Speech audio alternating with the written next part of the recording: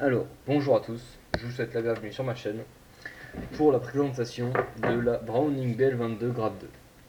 Alors, je vais vous mettre sur la table, sur le bureau, toutes les pièces qui étaient fournies avec donc l'arme neuve. Premièrement, un petit carnet qui décrit donc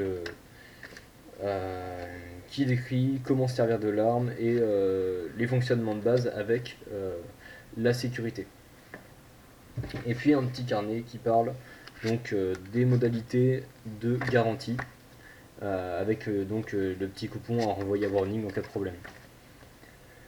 Vous avez aussi avec donc un petit verrou qui se place ici dans la chambre et qui empêche donc le fonctionnement du levier et qui se ferme avec un cadenas, donc tout est fourni avec l'arme.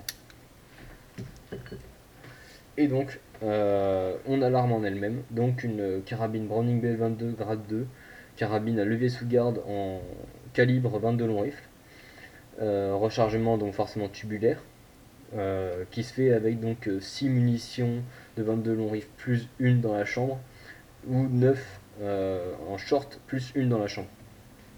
Donc avec une munition dans la chambre, on a le chien extérieur, donc qui permet d'avoir une munition dans la chambre avec le chien fermé. Hop là. Le chien fermé. Donc moi je vous déconseille de garder une munition dans la chambre avec le chien fermé pour des raisons de base de sécurité. Mais voilà, donc le fonctionnement est simple. Ici, on vient par pression enlever la tige du magasin tubulaire et ensuite on vient glisser les munitions une par une. Donc on va mettre nos 6 22 long rifle dedans, ramener la tige, hop là, et ensuite actionner le levier. Donc par un petit élévateur, je sais pas si on peut le voir, un petit élévateur qui va amener donc la munition et qui va être poussé directement dans la chambre et prêt à être percuté. Voilà. Et ça c'est le fonctionnement de base de la carabine. Moi j'ai choisi cette carabine donc pour des raisons que je vais vous lister, avec des points positifs et points négatifs. La raison numéro 1, c'est que je fais du tir sportif, pas encore de chasse, j'aimerais bien y mettre. Et le gros avantage donc de cette carabine, c'est le rechargement à levier sous garde, qui est très rapide, qui est vraiment qui rend comme dans du beurre. C'est vraiment très agréable de tirer avec le stand. La mire ici est aussi très agréable. Alors je sais pas si je peux vous donner un aperçu, mais la mire est vraiment très agréable, une belle mire. Le côté esthétique est aussi mis en avant via des petites gravures faites à la machine, hein. C'est pas quelqu'un qui les a faites à la main, mais elles sont appréciées et vraiment jolies. On en a en dessous aussi. Voilà. On a un petit grip incrusté dans le bois, ici aussi. On a une belle carabine de qualité, très peu d'incidents de tir, hein, pour l'avoir essayé un petit peu au stand. J'ai dû cramer quoi 200 munitions avec. Et donc son côté fun est pour moi un gros avantage. Et sa longueur aussi, elle se fourre facilement dans un sac à dos. Un sac à dos de voyage bien sûr, j'entends. Elle se met facilement dans le coffre, hein, et elle n'est pas trop imposante. Pour moi c'est un avantage parce qu'elle est aussi légère et donc au tir c'est assez agréable donc d'avoir une belle liberté de mouvement avec. En gros point négatif, donc si vous êtes dans une démarche survivaliste, c'est le mécanisme beaucoup trop compliqué qui ne permet pas de réparer par soi-même certaines pièces qui peuvent être cassées. Donc au niveau de la résilience, 0. Le démontage est compliqué et le remontage l'est encore plus.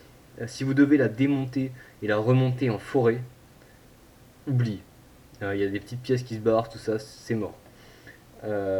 Si vous la démontez et remontez, faites-le sur un endroit où vous êtes sûr que vous retrouverez toutes les pièces. Le nettoyage est aussi assez dur sur cette carabine. Le rechargement tubulaire prend du temps. Donc, je vais vous faire une petite démonstration parce que une fois que nos munitions sont vides, alors je vais essayer de vous montrer comme ça rapidement, essayer de ne pas dépasser les 15 minutes parce que sinon YouTube il va pas être gentil avec moi. Donc voilà, Vous finissez vos munitions, clac, plus rien. Donc, scénario de base, vous enlevez la tige et vous glissez là vos munitions une par une. Et bien moi, ça m'a saoulé et j'ai cherché une solution très rapide. Donc petite solution, petite astuce que je vous donne.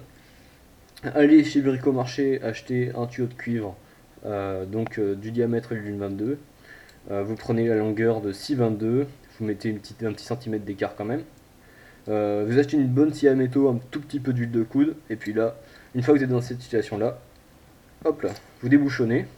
Donc j'ai fait ça en 2 secondes, hein. Vraiment j'ai acheté que un tuyau de cuivre, après j'ai fait avec ce qu'il y avait chez moi, donc c'est-à-dire pas grand chose parce que je suis en appart. Et ensuite donc vous mettez hop là votre carabine vers le bas, vous glissez vos munitions dedans, donc là c'est des vrais, donc je vais pas les mettre dans le chargeur alors que je suis chez moi. Je respecte la législation, monsieur le commissaire. Et ensuite vous remettez la tige, hop là, et l'arme est prête à faire feu. Voilà. Alors, ça prend vraiment 2 secondes.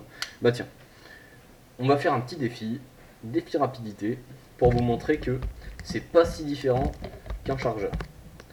Donc là, on va imaginer qu'il y a encore le bouchon. Voilà, je vais mettre ça dans ma poche.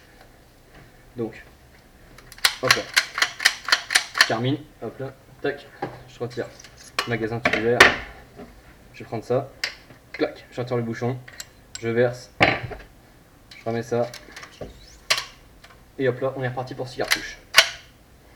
Vous voyez, c'est pas très long. C'est pas très long, pas bien long, et c'est assez efficace.